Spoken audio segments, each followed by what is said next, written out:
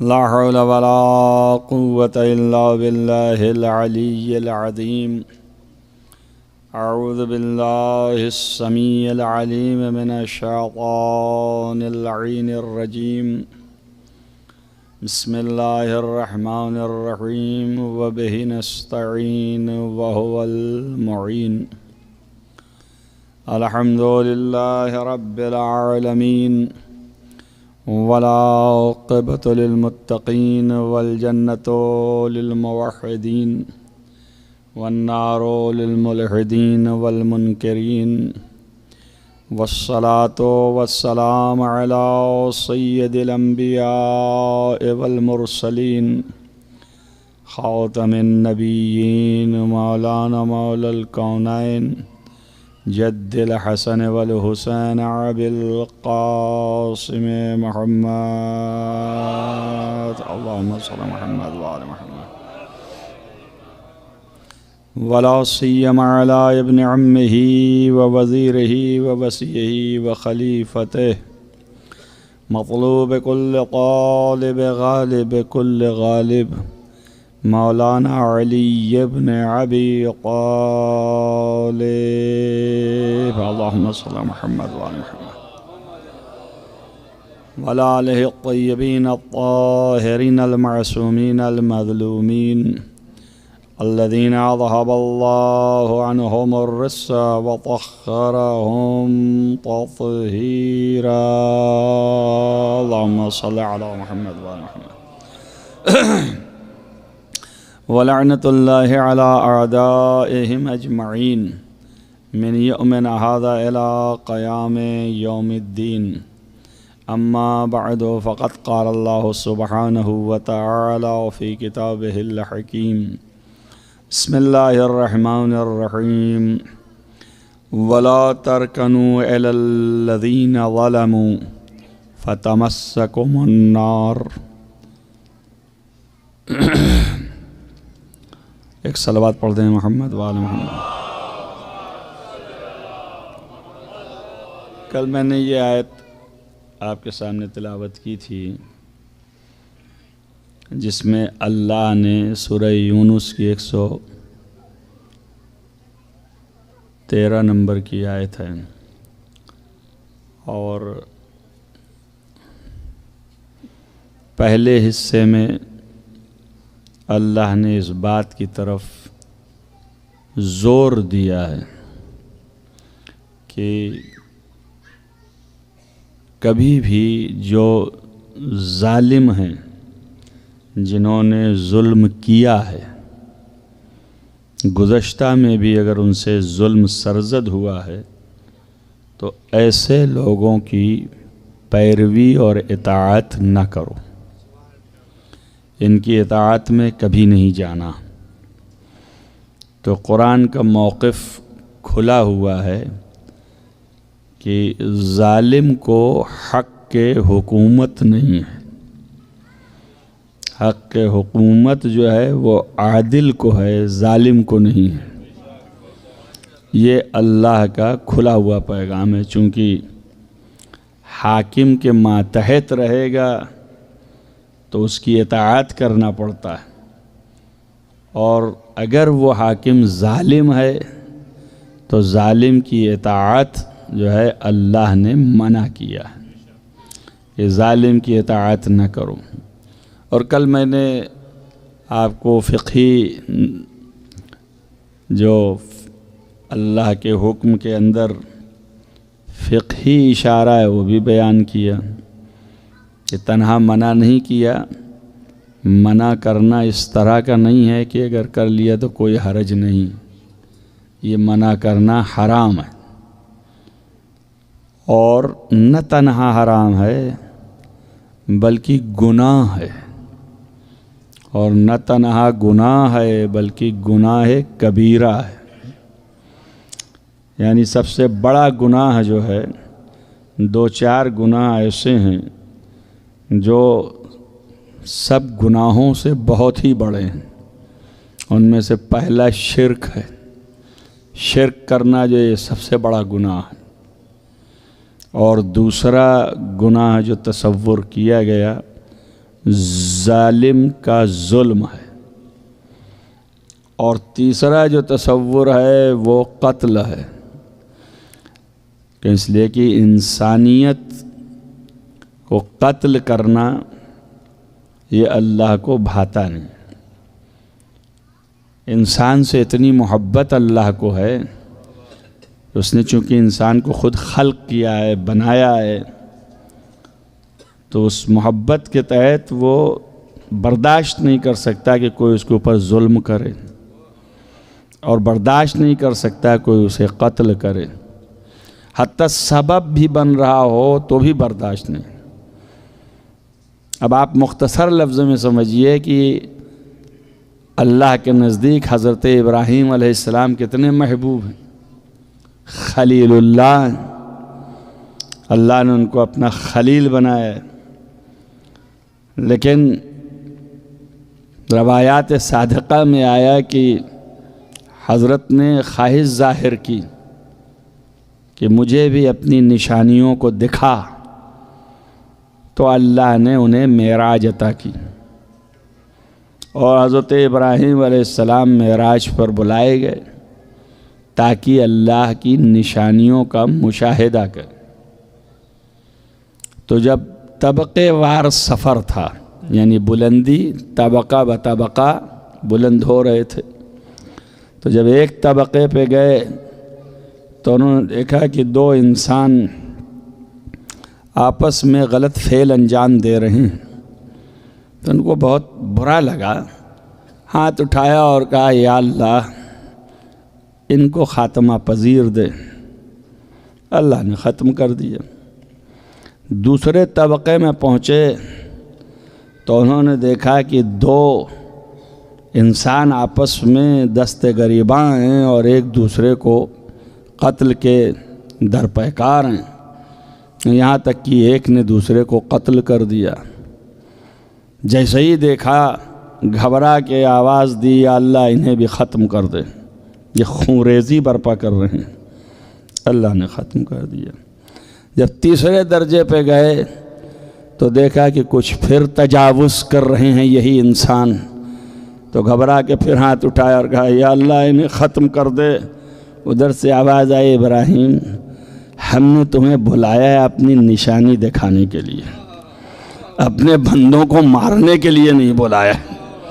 ایک صلوات پڑھیے محمد وآل محمد۔ سب سے زیادہ محبوب، سب سے زیادہ پیارے ابراہیم، لیکن اس کے بعد ان کی اس درخواست کو اللہ نے قبول نہیں فرمایا۔ کہا ہمارے بندے ہمیں محبوب ہیں جس طرح سے بھی ہوں۔ تو بندوں سے بڑا پیار ہے، بڑی محبت ہے۔ اگر بندوں کا اس کا اندازہ ہو جائے کہ خدا کو ہم سے کتنا پیار ہے، کتنی محبت ہے، تو یہ بندہ تب قدر کرے گا اپنے خدا کی۔ لیکن اسے اندازہ ہی نہیں ہے، اسے معرفت ہی نہیں ہے، اسے پتہ ہی نہیں ہے کہ ہمیں کتنا چاہتا ہے ہمارا خدا۔ سارے ہر قسم کی بدماشیوں کے بعد، ہر طرح کی نافرمانیوں کے بعد، اس کے دامن رحمت میں ذرہ برابر جو ہے وہ کشیدگی نہیں آتی، کھچاؤ نہیں پیدا ہوتا کہ کھینچ لے رحمت کا۔ دیکھ لیجئے موسیٰ نے کہا نا کہ یا اللہ یہ کمبخت فرعون تیرا دشمن ہے اور تو ہے اسے بھرتا چلا جا رہا ہے، اس کے پاس مال بھی ہے، دولت بھی ہے، سب کچھ ہے، کہ ہم بھی اسے ٹکرانا چاہتے ہیں تو ٹکرا نہیں پا رہے ہیں، اور یہ تو تیرا دشمن ہے، تو اس دشمن کے ساتھ کیوں اتنا ترحم؟ تو اللہ کا جواب آیا کہ ظاہر ہے کہ دشمنی اپنی جگہ پہ ہے، فرائض اپنی جگہ پہ ہیں۔ خلق تو ہم نے کیا ہے، بنایا تو ہم نے ہے، تو ہمارا کچھ فریضہ ہے۔ اگر وہ بندگی سے نکل رہا ہے تو کیا میں اپنی رزاقیت سے خارج ہو جاؤں؟ ایک صلوات پڑھیے محمد وآل محمد۔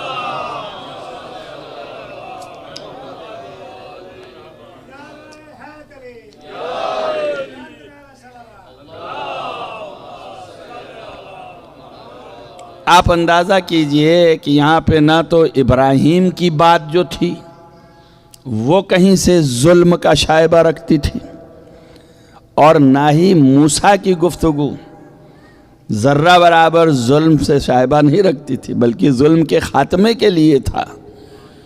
یہ ظالم ہے، یہ بدماش ہے، اس کو ختم کر دے۔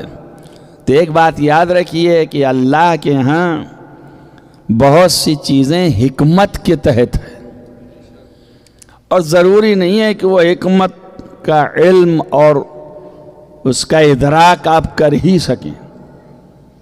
یہ حکمتیں جو ہیں وہ جانتا ہے، مخفی ہے، انبیاء نہیں کر پائے۔ بہت سے ایسے فعل ہیں خدا کے جسے انبیاء بھی نہیں سمجھ پائے کہ کن حکمتوں کے تحت۔ اگر سمجھ پائے ہوتے تو موسیٰ جو ہیں وہ ان کے فعل پر خضر کے کبھی اعتراض نہ کرتے۔ یہ اعتراض اس بات کی دلیل ہے کہ نہیں سمجھ پائے، اور اس کے بعد تو قرآن نے صاف کہی دیا کہ وعدہ بھی کیا تھا صبر کرنے کا، سمجھ بھی نہیں پائے اور صبر بھی نہیں کیا۔ ارے کم سے کم نہیں سمجھ پائے تو ٹھہرے رہتے کہ بعد میں پوچھ لیں گے کہ کیا ہے، لیکن اسی وقت اعتراض بھی کرنے لگے۔ تو اس سے یہ پتہ چل گیا، دیکھ لیجئے کہ انسان جو ہے بے صبرہ ہے، چاہے وہ انبیاء ہی کیوں نہ ہو، لیکن اتنی لگائی اللہ نے مضبوطی سے، اس کے باوجود بے صبری کا مظاہرہ کر دیا۔ بلے فطرت کی چیز جانے والی نہیں ہے، یہ آپ کی فطرت میں ہے۔ تو جو چیزیں فطرت میں آ جاتی ہیں اور آپ کے بٹھال دی گئی ہیں، بس ان کو مہار کر سکتے ہیں، اور یہی سب سے بڑا حسن ہے۔ اللہ اپنے بندے سے اتنا ہی چاہتا ہے، اس کے علاوہ اور کچھ نہیں چاہتا، کہ جو ہم نے یہ فطرت کے گھوڑے دیے ہیں ان کی لجام کو کتنا ٹائٹ رکھتا ہے۔ یہ اگر یہ مضبوط کیے ہوئے اور کھینچے ہوئے اور نفس کے گھوڑے کو اپنے قبضے میں کیے ہوئے ہے تو اس سے بہتر کوئی بندہ ہی نہیں، اور اسے کوئی جلدی سے کر نہیں پاتا۔ انبیاء جو ہیں لرز جاتے ہیں۔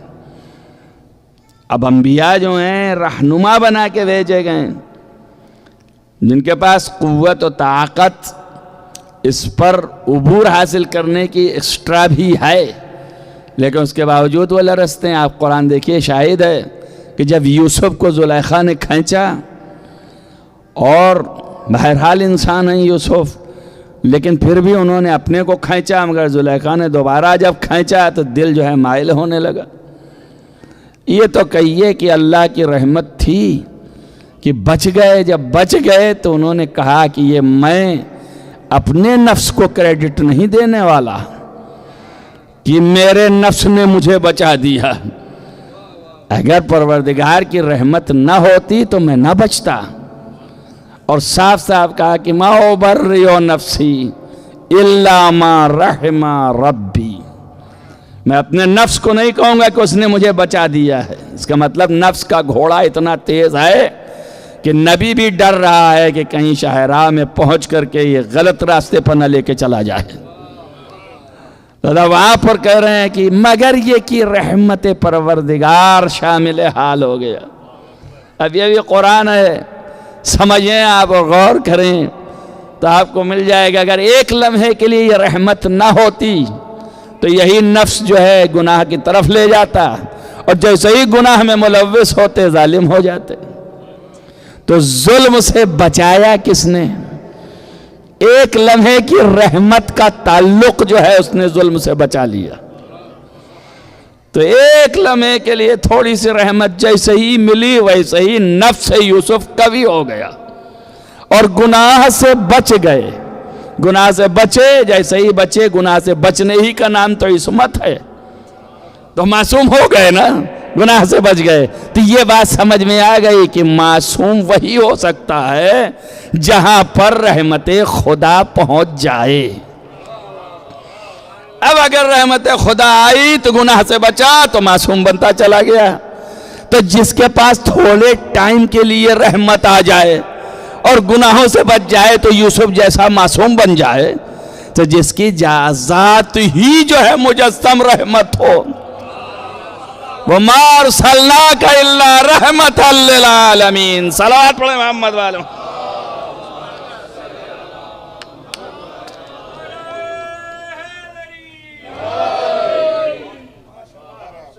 اس نقطے کی طرف توجہ رکھیے اور اس کی گہرائی پر جائیے کہ یوسف نے خود ہی اعلان کر دیا کہ ما ابرئ نفسی الا ما رحم ربی، اگر رحمت پروردگار نہ ہوتی تو متمسک ہوئی رحمت پروردگار۔ اس کا مطلب تمسک رحمت پروردگار کا مطلب ہی ہے کہ آتی جاتی ہے، تو جس کے یہاں آئے جائے تو وہ معصوم بن جائے، جس کی ذات ہی مجسم رحمت ہو، جہاں آنے جانے کا تصور ہی نہیں ہے، ذات کا قوام ہی رحمت ہے۔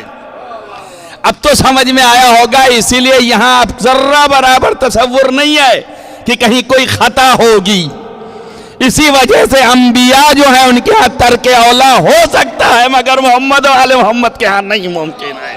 صلوات پڑھیں محمد و آل محمد۔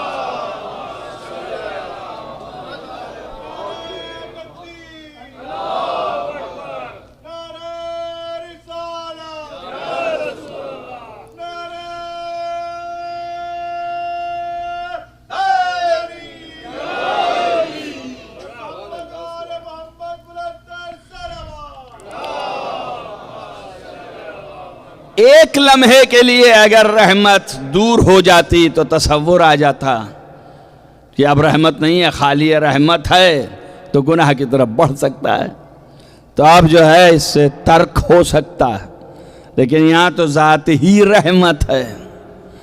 جب ذات ہی رحمت ہے تو اب تصور ہی نہیں ہے آنے جانے کا، تو ہر وقت جو ہے وہ ہے۔ اب جب ہر وقت ہے تو سوتے بھی ویسے ہی ہے، جاگتے بھی ویسے ہی ہے، تو اس سے نہ سونے میں خطا ہو سکتی ہے اور نہ جاگنے میں خطا ہو سکتی ہے، نہ سونے میں بھولتا ہے نہ جاگنے میں بھولتا ہے۔ جب سونے میں نہیں بھولتا ہے تو جاگنے میں کیا بھولے گا؟ اور اس کی حالت تو ایسی ہے، سوتے جاگتے یکساں ہے۔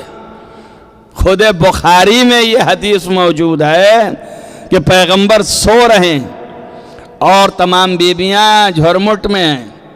ایک بیوی جو ہے بہت ہی زباں دراز تھیں، تو ہمیشہ ان کی عادت تھی، تو ویسے ہی انہوں نے کچھ کہا رسول اللہ کو، تو رسول اللہ نے کروٹ لیا۔ جیسے ہی کروٹ لیا الرٹ ہو گئی، کہیں ایسا تو نہیں جگ رہے ہو، سن لیا ہو۔ تو انہوں نے پلٹ کے پوچھا یا رسول اللہ کیا آپ جگ رہے ہیں؟ تو رسول اللہ نے جواب یہ نہیں دیا کہ میں جگ رہا ہوں کہ سو رہا ہوں، آپ نے کہا میں سونے میں بھی ویسے ہی سنتا ہوں جیسے جاگنے میں سنتا ہوں۔ توجہ ہوئی آپ کو؟ نبوت کے بہت سے خواص انسانیت سے ہٹ کے ہیں، بشریت سے ہٹ کے ہیں۔ اب جب بشریت سے ہٹ کے ہیں تو اس کا مطلب اگر بشر واقعی ہوتے تو وہی خاصیت ہوتی ہے جو ہر بشر کی ہے۔ توجہ کرو میری بات پر۔ اس کا مطلب یہ ہے کہ ہٹ کے ہونا اس بات کی دلیل ہے کہ یہ بشر سے کچھ فوق ہے۔ یہ ہماری بنیادی اختلاف ہے بہت بڑے بڑے علماء سے، اور ہمارے ملک کا یہ امتیاز ہے ان سارے علماء عالم سے جو ایران اور عراق کی دنیا میں گزرتے ہیں۔ ہمیشہ سے یہ امتیاز رہا ہے کہ وہ محمد و آل محمد کو بشر بلند سمجھتے ہیں۔ وہ کہتے ہیں بشر مافوق، یعنی بلند بشر، اور ہم مافوق بشر جانتے ہیں۔ بشریت وہاں تک پہنچ ہی نہیں سکتی، اس سے بھی بلند ہے۔ یہ فرق ہے ہمارے اعتقاد کا۔ جب نظریے میں فرق ہوگا تو بیان میں بھی فرق ہوگا۔ اسی وجہ سے ہمارے بیان اور ہوتے ہیں، ان کے بیان اور ہوتے ہیں۔ وہ کھینچ کے بس انسان ہی بناتے ہیں، اور ہم ان کو دیکھ کے کہتے ہیں کہ انسان اگر بلند ہونا چاہے تو انہیں دیکھ کے بلند ہو سکتا ہے۔ ایک صلوات پڑھیے محمد و آل محمد۔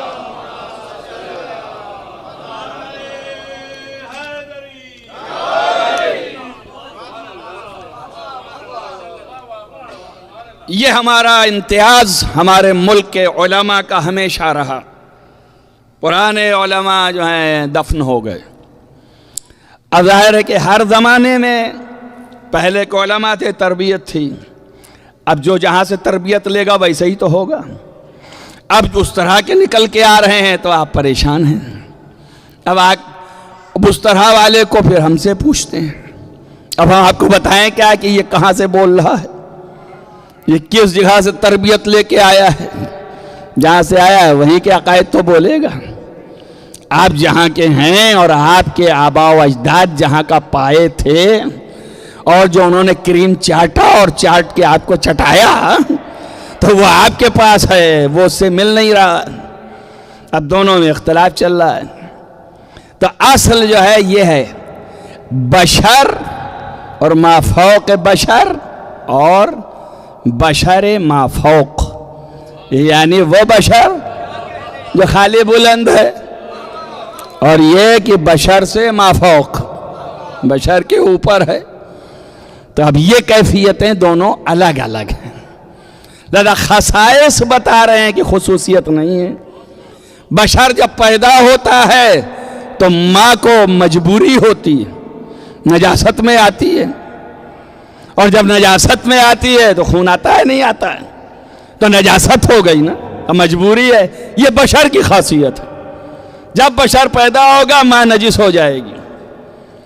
اب اگر یہ بشر ہوتے تو یہ جب پیدا ہوئے تو کہیں نہیں ملا کہ نجس ہو گئی. ارے چھوڑیے, اس وقت کے عربوں نے بھی ہمت نہیں کی کہ پہنچ کے کعبے میں اور کہتے آج ہم طہارت دیں گے. کوئی تاریخ سڑی بھی لے آؤ, علی کعبے میں پیدا ہوئے, فاطمہ بنت اسد نے وہی پیدا کیا. ایک صلوات پڑھیے محمد والے محمد.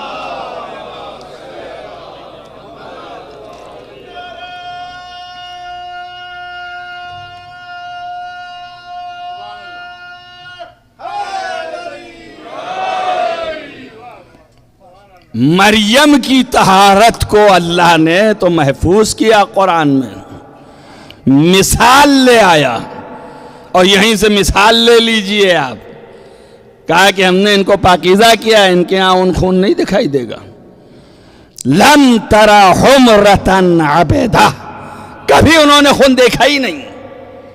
یعنی خصوصیت زنان نہیں ہے ان کے اندر, اور اللہ نے کہا یہ طاہرہ ہے, ہم نے اس کو پاکیزہ کیا ہے, ہم نے اس کو چنا ہے, اور پھر ہم نے اس کو مطہر کیا ہے, اور پھر اس کو ہم نے چن لیا ہے, اپنی خاص بیوی بنائی. ایسی عورت اور اس کو ایسا امتیاز دیا ہے, یہ خاص پاکیزہ بیوی ہے.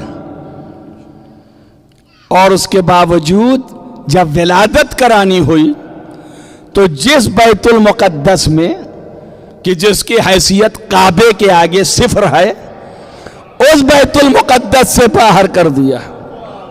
توجہ کرو میری بات پر. بیت المقدس کی حیثیت کعبے کے نزدیک صفر ہے, اللہ کے نزدیک کعبے کے مقابلے میں. اور اس بیت المقدس سے چونکہ جائے عبادت ہے تو اللہ نے کہا یہ جائے ولادت نہیں ہے, یہاں سے تم کو نکلنا پڑے گا, جاؤ باہر. اور وہاں سے مریم کو نکال دیا. اب آپ ملاحظہ کیجئے, مریم وہاں پیدا نہیں کر سکیں جبکہ ان کے ہاں کوئی تصور نہیں ہے. توجہ کریے آپ اور غور کیجئے کہ مقام کتنا بلند ہے. خالی مادیت ہی کی بات نہیں ہے. اگر خالی اتنی بات ہوتی تو مریم کو نکالنے کی کیا ضرورت تھی؟ وہاں تو طاہرہ ہے ہی مریم, تو کوئی نجاست آئے گی نہیں, تو اس کو رکھ لینا.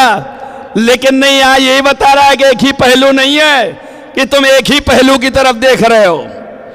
مریم پیدا کریں گی عیسیٰ کو, کلمت اللہ ضرور ہیں, امر خدا سے پیدا ہونے والے ہیں, روح اللہ ہیں, سب کچھ ہیں, مگر یہ مقام نہیں ہے کہ جائے عبادت پر پیدا ہو سکیں.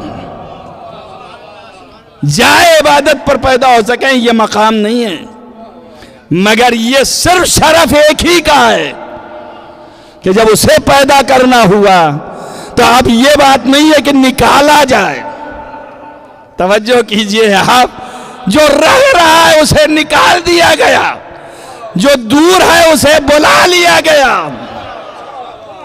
اللہ نے بلایا انہوں نے کہا ارے اپنے سے جو چاہیے پڑھ دیجئے، جو چاہیے کہہ دیجئے، آپ کا منہ ہے بولتے جائیے، مائک پا گئے ہیں۔ ارے کہاں بلایا؟ اب سمجھ میں آیا آپ کے کہ اللہ کی حکمتوں کو کوئی درک نہیں کر سکتا۔ معلوم تھا کہ قیامت تک میں جو انسان پیدا ہوں گے طرح طرح کی کھوپڑیاں ہیں اور ان کی عقلیں اپنے حساب سے کام کریں گی، اس لیے اللہ نے بلایا تو ایک نمونہ آیت اور نشانی رکھی تاکہ قیامت تک یہ ہو کہ اپنے سے نہیں آئی، میں نے بلایا۔ اب سمجھ میں آیا کیوں کعبے میں در کیا اللہ نے؟ ارے فاطمہ بنت اسد کچھ بھی ہو جائے در تو نہیں پھوڑ سکتی تھی، اور کہیں دکھاؤ کہ ابو طالب بیلچہ لے کے گئے ہوں اور در توڑا ہو اور کہا ادھر سے گھس جاؤ، ہے نا؟ ایسا تو نہیں ہوا نا۔ اور توڑنے کی کیا ضرورت جب دروازہ موجود ہے؟ تو یہ تو بے عقلے کریں گے یہ کام، تو دروازے سے بلایا نہیں۔ اب اللہ نے الگ سے در بنا کے بلا کے بتایا کہ فاطمہ بنت اسد کو بلایا جا رہا ہے خدا کی طرف سے۔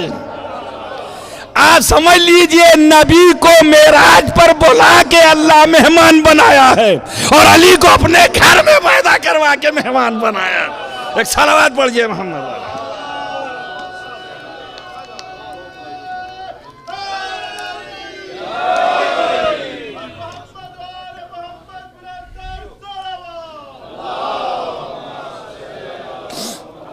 اب اس کی دقت کو ملاحظہ کیجئے، بسم اللہ۔ بنت اسد کو ذات جلی نے بلا لیا، بنت اسد کو ذات جلی نے بلا لیا، دروازے بند تھے تو نیا در بنا دیا۔ حیدر کی والدہ کا عجب احترام ہے، دیوار کعبہ نے کیا بڑھ کر سلام۔ واہ سبحان۔ یہاں پہ بہت سے لوگوں کو نہ پتا ہو تو جو پنجاب کے ان کو تو پتہ ہی ہے کہ ذاکر کے ساتھ جو ہے شاعر بھی شاعری کرتا ہے۔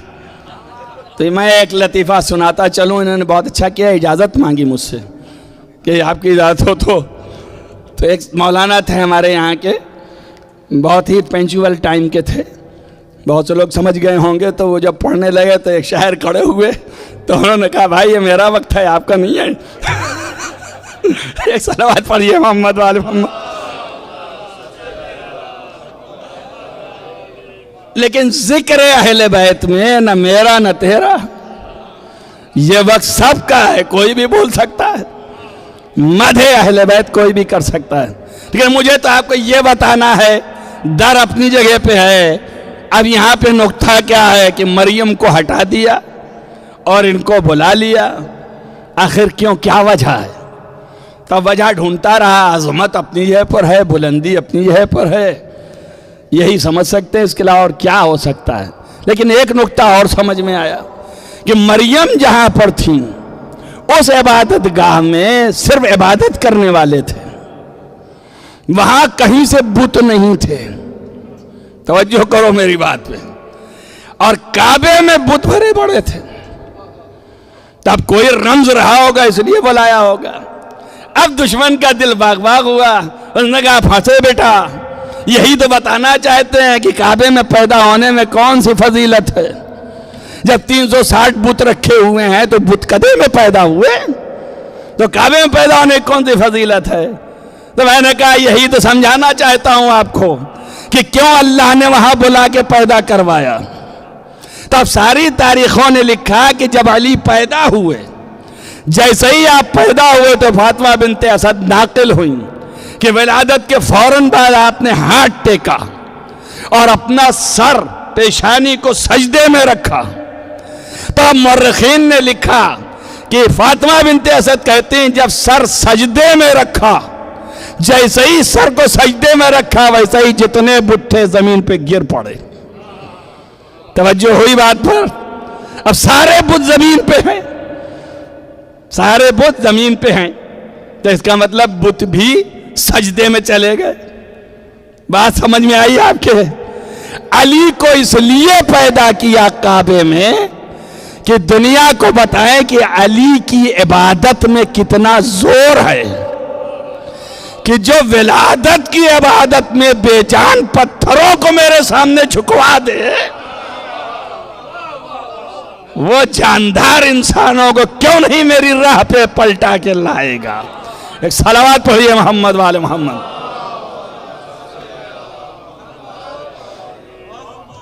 اسی لیے پیغمبر نے فرمایا تمام اصحاب سے کہ آگاہ ہو جاؤ، فاعلموا، آگاہ ہو جاؤ، میرے بعد اگر تم علی سے متمسک رہو گے تو ایک لمحے کے لیے بھی تم گمراہ نہیں ہوگے۔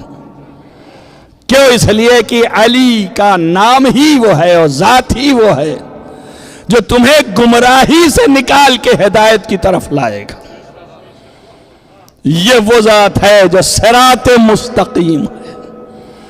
اسی کی مدح کرتے ہوئے نبی نے سر اٹھا کے کہا یا علی انت الصراط الاقوم، آپ ہی سب سے سیدھے راستے ہیں خدا تک کے لیے، آپ سے بڑا کوئی نہیں ہے۔ اب نبی قصیدہ پڑھ رہے ہیں علی کا، انت الصراط الاقوم انت کلمۃ اللہ العلیٰ، آپ اللہ کے کلمہ ہے جو بلند ہے۔ آپ تو کلمہ سے آگاہ ہیں نا، کلمہ بولا جاتا ہے اسی سے کلام بنا ہے۔ کلمہ چھوٹے چھوٹے کلمے ملے تو کلام ہو گیا۔ اب کلمہ جو ہے نکلتا کہاں سے ہے؟ جو بھی آپ بولتے ہیں وہ لفظ کلمہ کہلاتا ہے، اور یہی الفاظ جب آپس میں ایک دوسرے سے ملتے ہیں تو سینٹنس بنتا ہے، جملہ بنتا ہے، تو کلام ہو جاتا ہے۔ تو اب کلمہ وہ ہے کہ ما یتلفظ من الفم، یعنی منہ سے جو بولا گیا وہ کلمہ ہے۔ بولتا کب ہے؟ کب بولتا ہے؟ اس وقت بولتا ہے جب ارادہ کرتا ہے۔ دل میں جو چیز چھپی ہے اس کو چاہتا ہے باہر نکالے، تو ارادے میں جیسے ہی آیا تو منہ کے ذریعے سے بول کے اپنے دل کی بات کہہ دی۔ بات سمجھ میں آ گئی؟ تو کلمہ اسے کہتے ہیں جو چھپی ہوئی بات کو ظاہر کر دے۔ بات سمجھ میں آئی؟ اب اللہ کے نبی نے علی کو فرمایا آپ کلمۃ اللہ ہیں، یعنی اللہ کے چھپے ہوئے صفات کو علی نے ظاہر کر کے دکھایا۔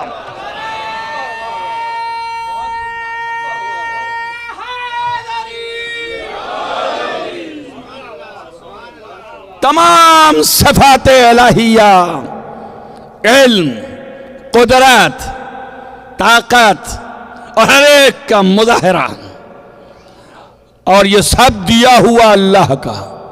یہ نہیں کہا جا رہا کہ خود ہی اللہ ہو گئے، کلمۃ اللہ ہیں، اللہ کے کلمہ ہیں، مظہر اوصاف الہی ہیں، تمام صفت کو ظاہر کرتے ہیں۔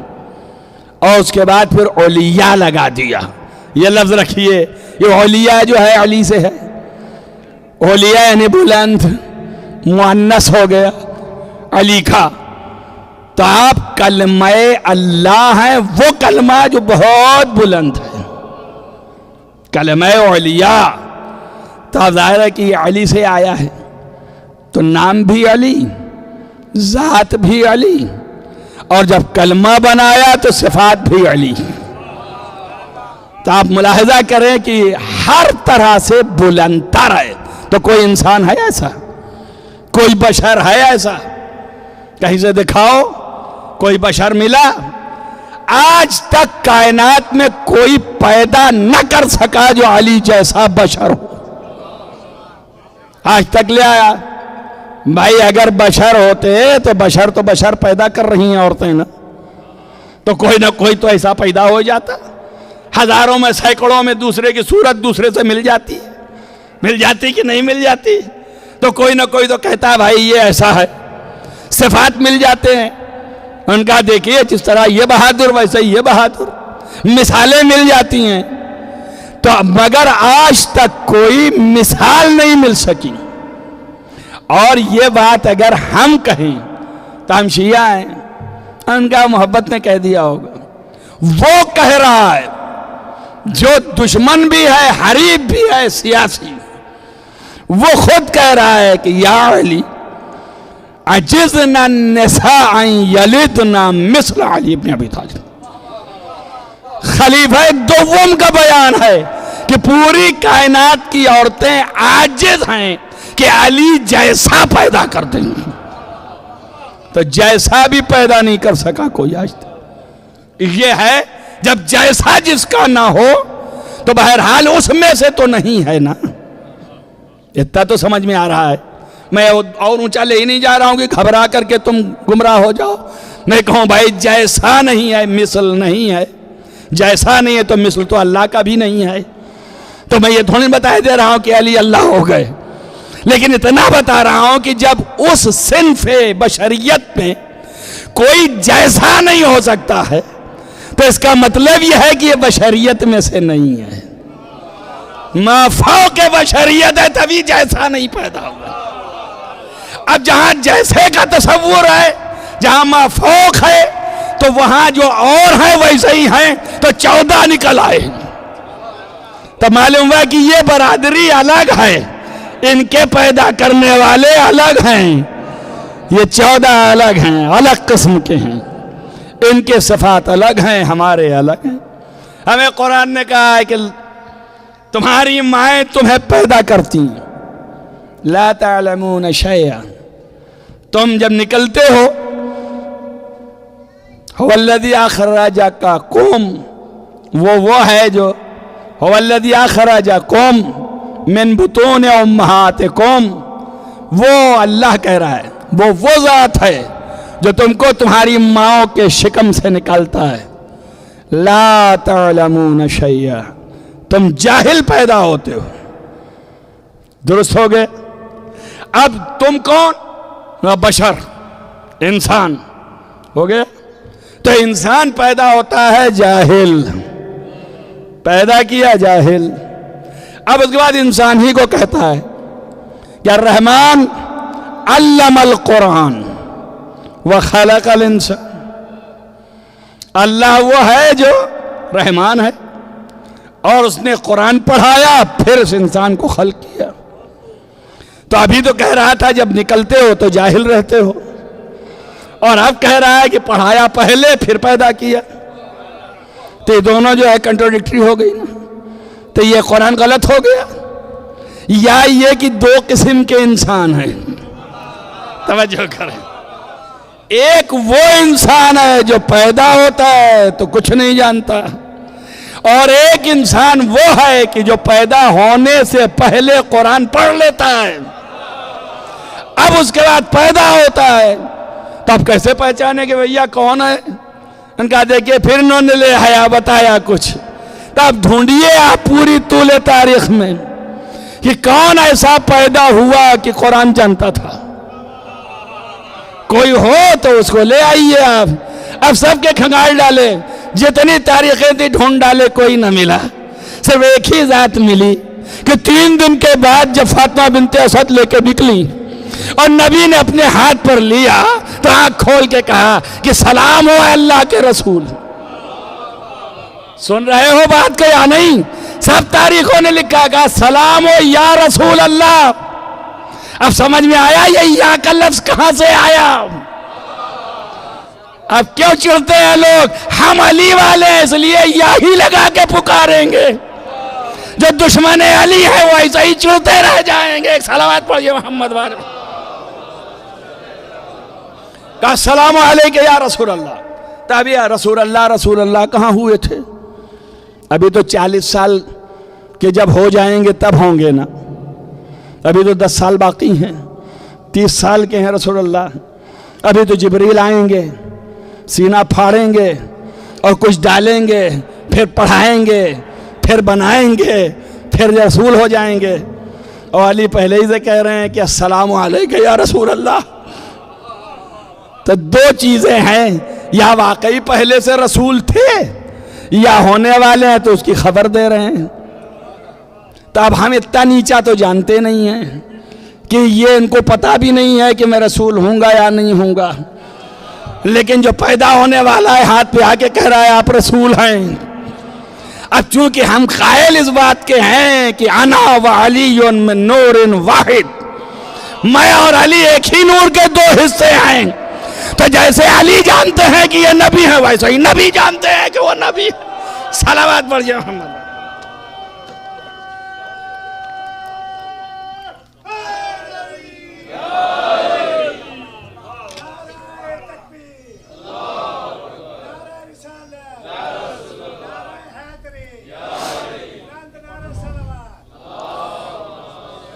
بہت مختصر اور چیزوں کو سمیٹ کے اب یہ دو ہو گئے انسان. تب پتا چلا کہ دو ہیں.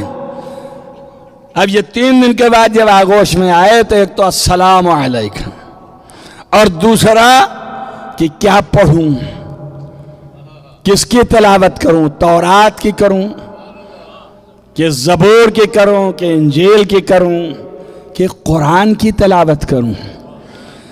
تو تورات تو ظاہر سمجھ میں آتا ہے کہ پہلے آ چکی ہے, زبور بھی پہلے آ چکی, انجیل بھی پہلے آ چکی, اور وہ اتنا تو مان کے چلیے کہ فاطمہ بنت اسد بہت پڑھی لکھی تھی,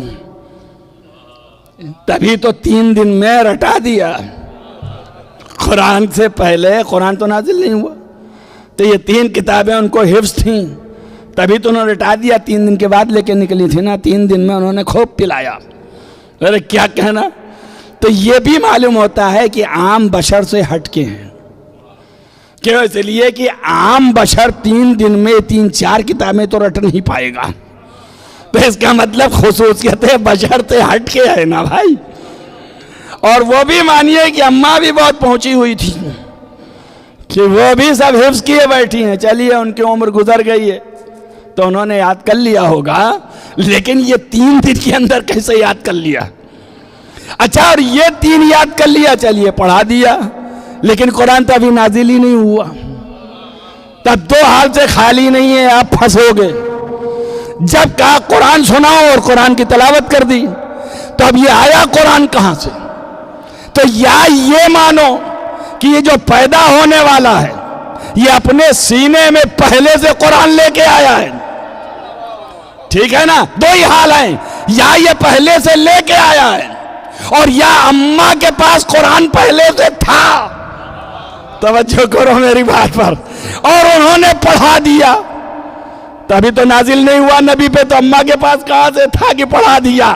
تب اتنا تو معلوم ہو گیا نا کہ اس کے سینے میں قرآن ہے, تبھی تو پڑھ رہا ہے. اب آپ کو واضح ہو گیا, اب ہمیں ضرورت نہیں ہے چیرنے پھاڑنے کی اور ڈالنے کی. جب علی سینے میں پیدا ہوتے ہی قرآن لے کے آ سکتے ہیں. توجہ کرو. تو محمد تو استاد علی ہے, وہ بدرجہ اولا لے کے آ سکتے ہیں. صلوات پڑھیے محمد والے.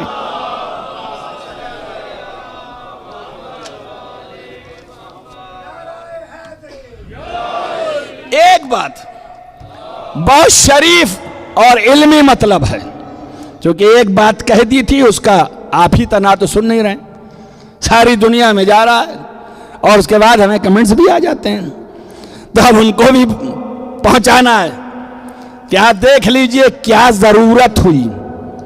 بشر سے بلندتر ہیں, دلائل پھر کبھی اور دیں گے انشاءاللہ, اور وہ روایتیں بھی پڑھیں گے آپ کے سامنے کہ جس میں یہ بلندی آئے گی کہ کیوں کہا کہ نزہونی عن البشریت, ہم کو بشریت سے جدا رکھو.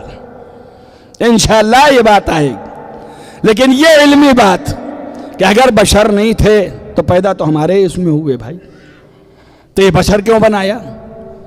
ضرورت کیا تھی اللہ کو؟ اور ہم نے کہا کہ نہیں تھے اس لیے کہ خواص نہیں ہیں. تو جب خاصیتیں نہیں ہیں تو اب ظاہر میں ضرورت پڑ گئی کہ بھائی آپ کو نمونہ ہونا چاہیے. تو اب اگر آپ جیسے نظر نہ آئیں تو آپ کیسے کرو گے؟ ورنہ تو ملائکہ کافی تھے, ملائکہ بھیج دیتے, کہتے انہیں کو دیکھ دیکھ کے کر لو. تو اب انسان اور بشر جو ہے, انسان انس سے ہے, تو انسیت انسان کو انسان سے ہے. اس لیے شکل انسانی میں اس نوری پیکر کو بشر بنا کے بھیجا تاکہ انسیت ہو جائے. اب ایک سوال اور ہے, موضوع سے متعلق ہے. آپ یہ کہیے ضرورت کیا پڑی کہ بھیجا؟ تو ہم نے کہا بھائی نمونے کے لیے. نمونے کے لیے انبیاء تو بھیجے تھے نا بھائی. جب انبیاء بھیجے تھے تو ان کی کیا ضرورت ہے؟ اب گھوم کے آئیے آپ. کل میں نے آپ کو ایک جملہ بتایا کہ آپ کو معلوم ہے نا بڑی بات لمبی نہ ہو جائے, وقت تنگ بھی ہے اور چیزیں بھی کہنی ہیں اور باتیں بھی پہنچانی ہیں, وقت بھی کی مسئلہ ہے آپ کے سامنے. تو آپ یہ دیکھیے کہ حضرت آدم علیہ السلام پہلے انسان اور بشر ہیں نا, اور کل میں نے آپ کو بتایا کہ معصیت جو ہے گناہ, معصیت لفظ عصا جو ہے عربی میں اسی سے معصیت ہے, اسی کو گناہ کہتے ہیں. یہ جو ہے دو قسم کا ہے. اگر آپ نے نافرمانی کر دی تو گناہ ہو گیا, یہ معصیت ہو گئی, اور جو معصیت ہو گئی تو ظلم ہو گیا. تبھی تو قرآن نے کہا عصا آدم, آدم نے معصیت کی. کب کی؟ جب اللہ نے کہا وَلَا تَقْرَبَا هَٰذِهِ الشَّجَرَةَ, اس درخت کے قریب نہ جانا تم دونوں میاں بیوی, فَتَكُونَ مِنَ الظَّالِمِينَ, اور اگر چلے گئے تو پھر تم ظالموں میں سے ہو جاؤ گے. توجہ ہوئی بات کی؟ بات تو ظالم کی ہے نا, اور ادھر کہہ کیا رہا ہے ظالم کی پیروی نہیں کرنا. توجہ کرو, اور ان سے دھوکہ ہو گیا, یہ چلے گئے, جب چلے گئے تو ظالمین میں ہو گئے. اب ظالمین میں ہو گئے تو ادھر منع بھی ہے کہ ظالم کی پیروی نہیں کرنا, نہ خالی پیروی کرنا, بلکہ قرآن کہہ رہا ہے اے ابراہیم آپ کو ہم نے امام بنا, ان کا میری اولاد, انہوں نے کہا یہ میرا عہدہ ظالم نہیں پائے گا. درست ہو گیا؟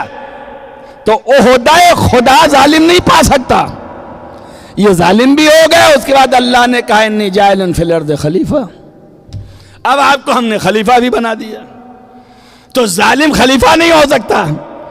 کیوں؟ اس لیے کہ خلیفہ جو ہے وہ اس لیے خلیفہ ہوگا کہ اس کی پیروی کی جائے, اس کی اطاعت کی جائے, اور یہاں یہ ہے کہ ظالم کی اطاعت نہ کرنا. تب پھنس گئے نا آپ, پھنسولے کی بات ہے نا. اب کہیے گا سادہ سادہ پڑھ رہے تھے ویسے ہی پڑھ کے چلے جاتے, اب یہ پھنسولے میں لا کے رکھ دیا آپ کو. تو آپ بتائیے کیا صورت ہو. تو ایک بات تو توجہ رکھیے کہ اگر یہاں ظلم کے معنی اور معصیت کے معنی وہ گناہ ہوتا ہے جو گناہ ہم سے سرزد ہوتا ہے, اور ہم معصیت کار اور ظالم ہوتے ہیں, تو کبھی عہدہ نہ دیتا خدا. اور یہ خالی ابراہیم, خالی آدم ہی نہیں ہے, آدم پہ بات کہی گئی ہے چونکہ, اس لیے میں جواب دے رہا ہوں. جو کہ کوئی سنے ہے وہ جان رہا ہوگا کس کو جواب دے رہا ہوں. نام میں نہیں لیتا, میری عادت نہیں ہے. جو یہ کہتا ہے کہ آدم نے تو گناہ کیا, اور جب گناہ کیا تو معصیت بھی کہا اللہ نے, تو پھر ابھی کیا رہنما رہے. تب میں جواب دے رہا ہوں, سمجھ لیجئے. یہ جو آپ نے لفظ سنا ہے نا ترک اولا, یہ ترک اولا آیا کہاں سے, کیوں علماء نے بنایا؟ ان کا آدم کو لگے ہوئے ہیں معاف کروانے میں, اللہ کہہ رہا ہے گنہگار ہے اور وہ آدم کو معاف کروا رہے ہیں. تو میں ان کو بتا رہا ہوں امامہ لگانے سے علم نہیں آ جاتا, پڑھنے لکھنے سے آتا ہے, سوچنے سمجھنے سے آتا ہے, تدبر سے آتا ہے. علماء اس بات کے پر نہیں لگے ہوئے ہیں. خدا نے منصب دیا اور خود ہی اعلان کیا کہ ظالم کو منصب نہیں دوں گا. تو اب آدم کو منصب پہ فائز کر کے خلیفہ بنا کے اس بات کو واضح کر دیا کہ یہ وہ ظلم نہیں ہے, یہ وہ معصیت نہیں ہے جو ہم سے ہوتی ہے. یہ معصیت وہ ہے, یہ ظلم وہ ہے کہ جو ان کی شان نہیں تھی مگر کر بیٹھے. سمجھ میں آیا نا؟ یہ شان نہیں تھی مگر کر بیٹھے. اب وہ شان کیا نہیں تھی اس کو آپ کو یوں سمجھاؤں. میں آپ سے کہوں کہ بھیا دیکھو یہاں ممبر پہ عالم بیٹھتا ہے اور اس میں سے کوئی اچک کیا کے بیٹھ جائے یہاں پہ, تو شان ہے اس کی یہاں بیٹھنے کی؟ نہیں ہے تو کھینچا ہی تو جائے گا نا, پیر پکڑ کے کھینچ لیں گے, بھیا تیرا مقام نہیں ہے, ٹھیک ہے نا. تو جب یہ شان نہیں ہے اور یہ حرکت کر جائے تو پھر اسے نیچے لانا پڑتا ہے. بات سمجھ میں آ گئی نا؟ اب قرآن نے کہا وَلَا تَقْرَبَا هَٰذِهِ الشَّجَرَةَ, اس شجرے کی طرف نہ جانا. عربی میں شجرہ کہتے ہیں درخت کو. تو اب لوگوں نے کسی نے گیہوں کا درخت ڈھونڈا، اب کسی نے آم کا درخت ڈھونڈا ہوگا، کسی نے کھجور کا ڈھونڈا ہوگا، یہ سب درخت میں رہ گئے۔ توجہ رکھنا میری بات پر۔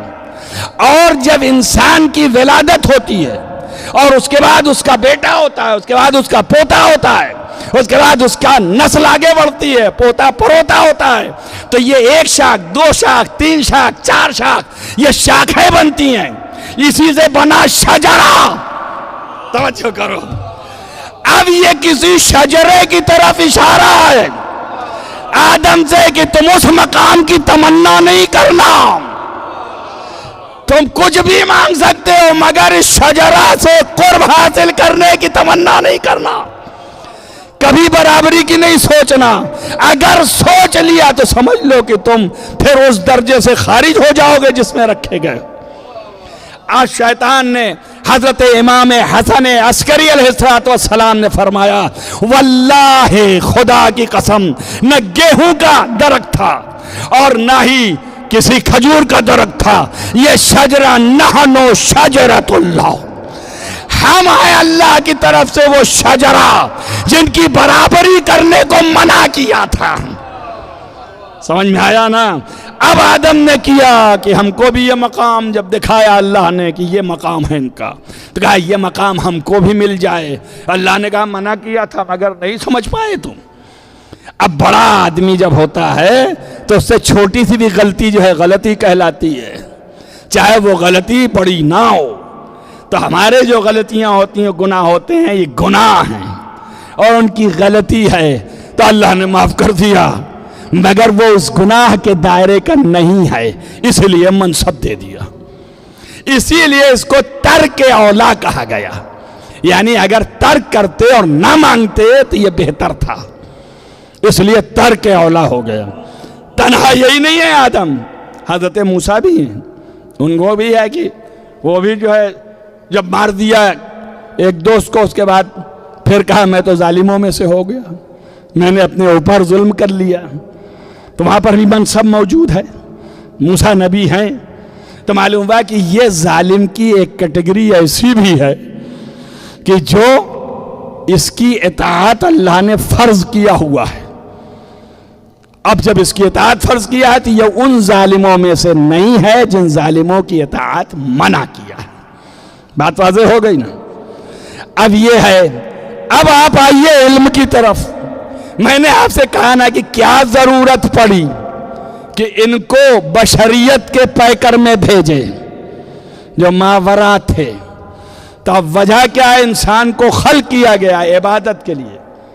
ما خلقت الجن والانس الا لیعبدون، ہم نے عبادت کے لیے خلق کیا ہے۔ عبادت کیا ہے؟ اطاعت، ہم نے اطاعت کے لیے خلق کیا ہے۔ تو اب انسان جو ہے کبھی معصیت نہ کرے، اطاعت میں رہے۔ اگر ایک لمحے کے لیے بھی معصیت ہوئی تو اطاعت سے خارج ہو گئے، اور اسی انسان کو نمائندہ بھی بنانا ہے۔ آدم نے اولے مرحلے میں جو ہے گڑبڑ کر دیا، خطا ہو گئی نا۔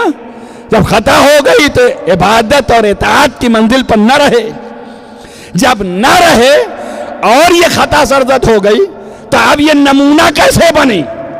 توجہ کرو میری بات پر۔ تو اب ایسا چاہیے کہ جس کے پاس ایسی بھی خطا نظر نہ آئے۔ بات سمجھ میں آئی؟ اس وجہ سے یہ سبب بنا کہ اللہ نے ان کو بشریت کے پیکر میں بھیج کے آدم کو دکھایا، دیکھ یا انسان غور کر، یہ ایسے بھی ہیں کہ کبھی خطا ان سے سرزد نہیں ہو سکتا۔ ایک صلوات پڑھیے محمد وآل محمد۔ یہ وہ ذات ہے،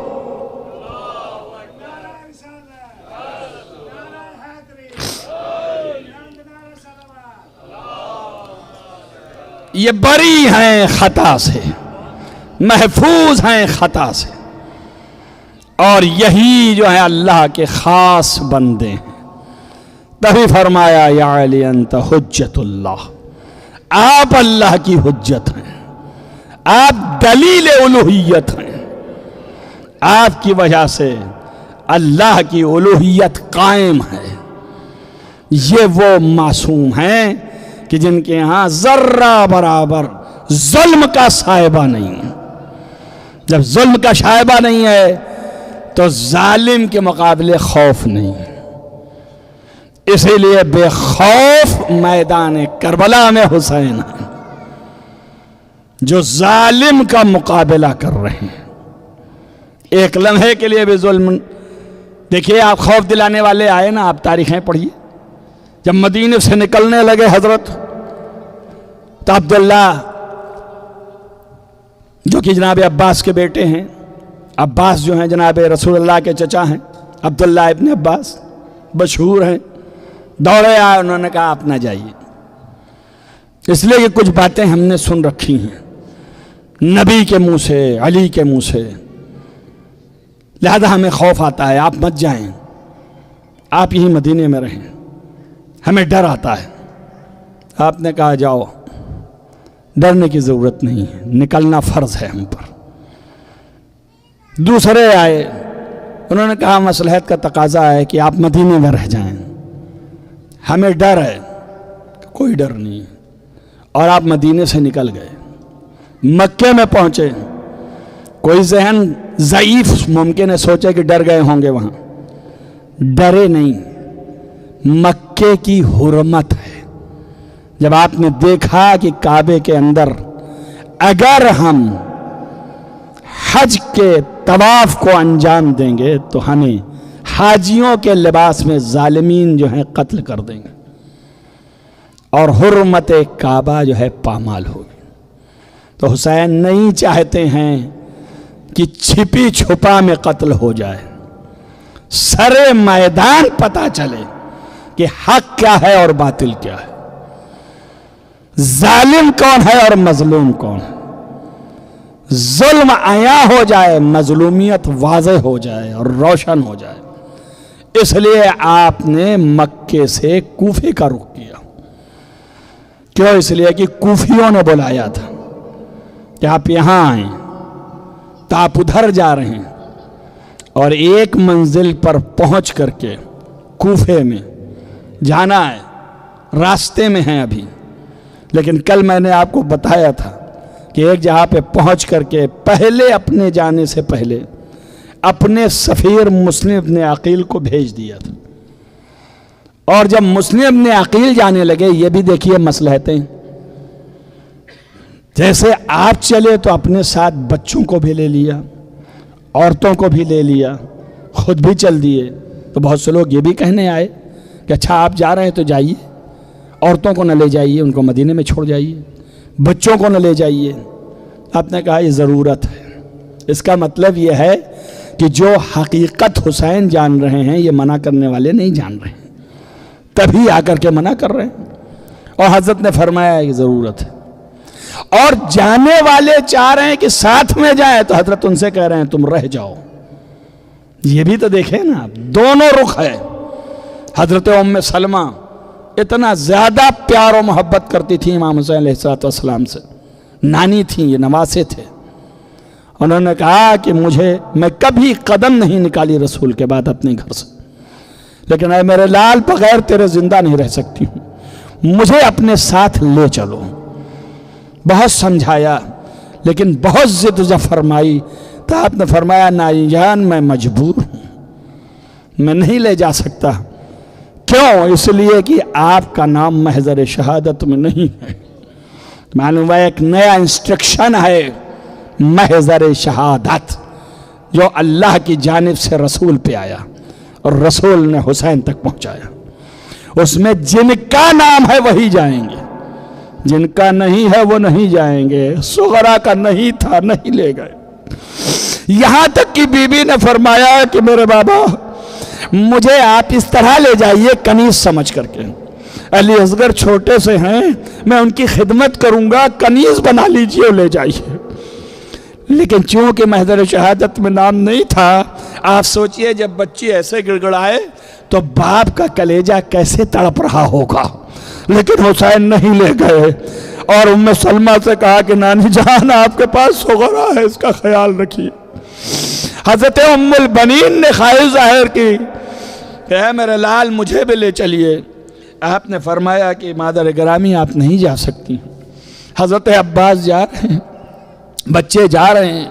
تو عزیزو اس طریقے سے مسلم کو جب بھیجا تو تنہا نہیں بھیجا, مسلم کے ساتھ بھی 2 بچے بھیجے.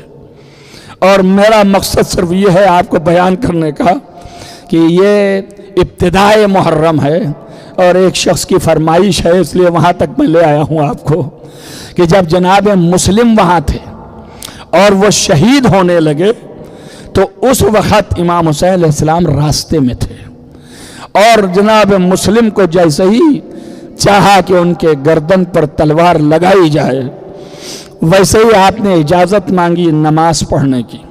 اس نے اجازت نہیں دی. جب نہیں دی تو آپ نے رخ کیا کعبے کی طرف, کہ اس لیے کہ حسین علیہ السلام کو کعبے میں چھوڑ کے آئے تھے. تو اسی طرف رخ کیا, رخ کر کے کہا السلام علیک یا ابا عبداللہ. آج جو نماز کے ساتھ انگلی اٹھا کے حسین کو سلام کرتے ہیں, یہ مسلم ابن عقیل کی سیرت ہے. کہ السلام علیک یا ابن رسول اللہ, اے رسول کے نواسے اور بیٹے آپ پر سلام ہو. اور حضرت مسلم شہید کر دیے گئے. عزیزہ جب شہید ہو رہے تھے تو ابن زیاد سے فرمایا تھا آپ نے کہ دیکھو میرے یہ 2 چھوٹے بچے ہیں, ان کا خیال رکھنا. اور شرح قاضی سے کہا کہ تیرے حوالے کرتا ہوں کہ ان کو مدینہ پہنچا دینا. لیکن عزیزو ان بچوں کے ساتھ ظلم کیا گیا اور ان کو قید خانے میں رکھا گیا, اور یہ 1 سال تک بچے قید خانے میں رہے.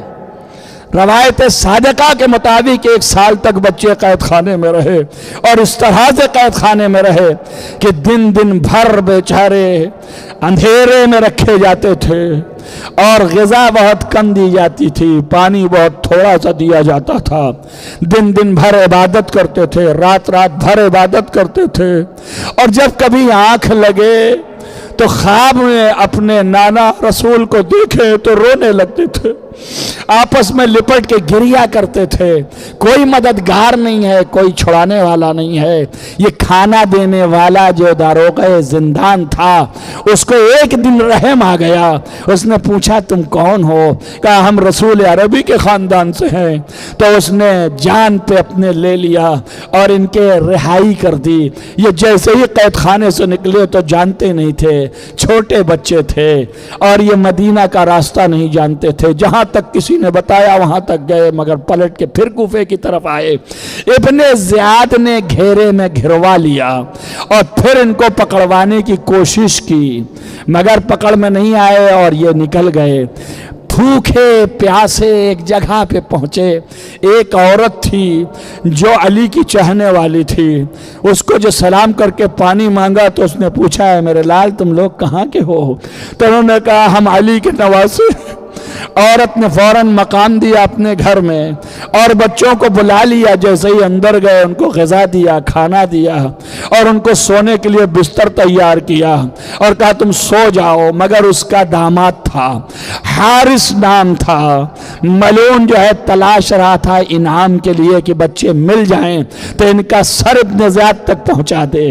عزیزہ روایتوں میں ہے کہ یہ بچے خواب میں دیکھے کہ نانا ملے, اب اٹھے اور رونے لگے لپٹ کر کے.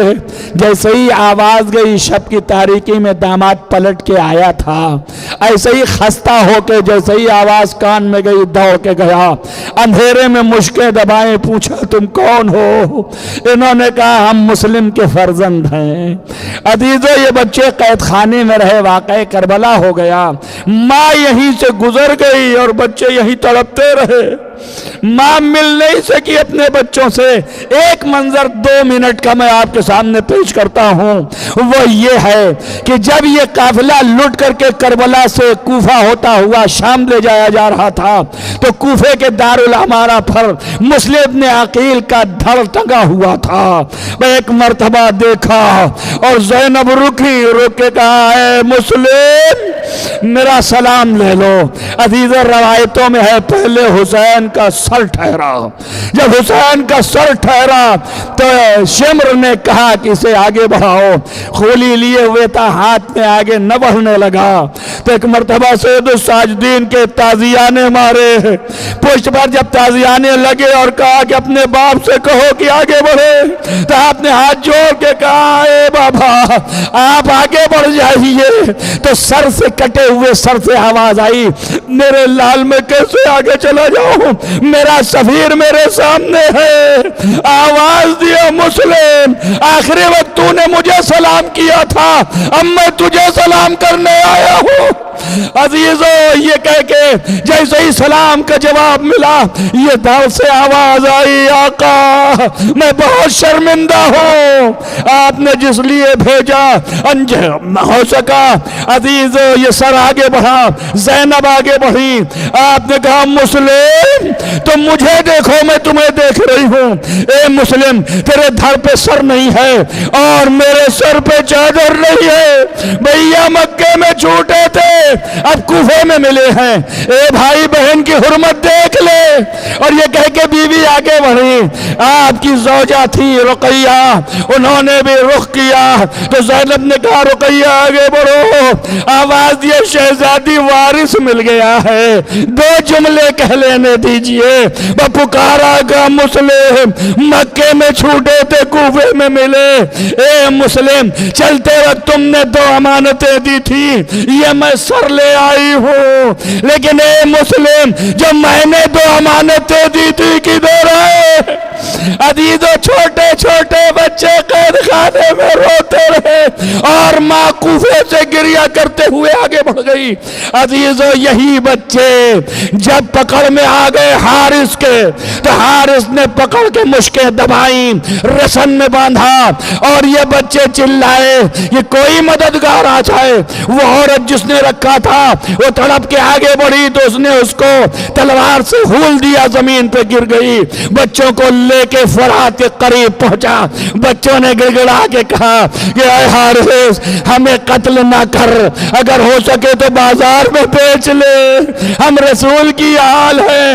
لیکن عزیزو ظالم ظالم ہے، عرش کانپنے لگا۔ ایک مرتبہ تلوار کھینچی، ایک محمد ایک ابراہیم جو بڑا بیٹا تھا اس کی طرف آگے بڑھا اور بڑے بھائی کی گردن پہ تلوار چلانا چاہا، چھوٹے نے اپنے گردن کو پیش کر دیا کہ ارے بھائی کو نہیں پہلے مجھے ذبح کر دے۔ عزیزو میں اتنا کہوں گا شیرو تم نے ایک دوسرے پہ اپنی قربانی کو جتایا، کربلا کے منظر کو پھیرا، لیکن اے میرے لال تم لوگوں کا سن 9-10 برس کا تھا، ارے کربلا میں 6 مہینے کے علی اصغر پہ بھی ظالموں نے رحم نہ کھایا، ارے ایسا تیر مارا کہ فانقلب الصبی علی ید الامام، اے شیرو تمہارے سر جدا ہوئے لیکن علی اصغر کے گلے پہ جو تیر لگا